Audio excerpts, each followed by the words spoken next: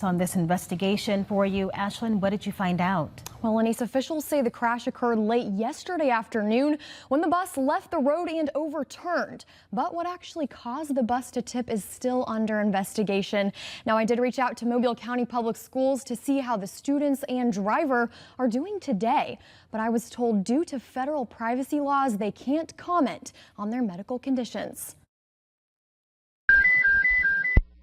Overturned school bus, 15 total on the bus. Don't think that there's any injuries. It's a gut-wrenching phone call no parent wants to get. Your child has been injured in a bus crash. Well, that was the reality for several local parents after a Mobile County school bus overturned Wednesday around 3 p.m. The Alabama Law Enforcement Agency says the bus tipped over when it left the road and crashed on Mason Ferry Road at Bishop Drive. What actually caused the bus to crash remains under investigation.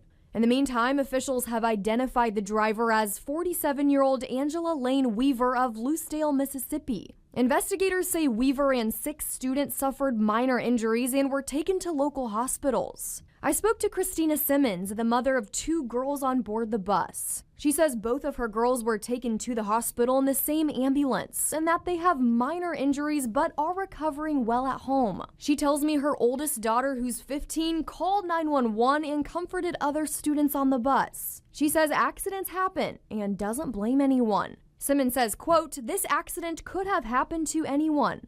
My children have never felt endangered while in Mrs. Weaver's care, and we do not feel that she is at fault. My heart is with Mrs. Weaver, the students, and their families during this time, and we pray they are surrounded by love and support during their recovery."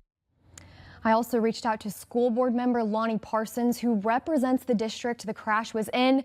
He tells me he's thankful the injuries weren't worse, and he's asking the community not to jump to conclusions about what might have caused the bus to tip and to wait on the results of the investigation. Of course, we'll pass along any information as we learn more. Live in the studio, Ashlyn Mitchell, Fox 10 News. All right, Ashlyn, thank you.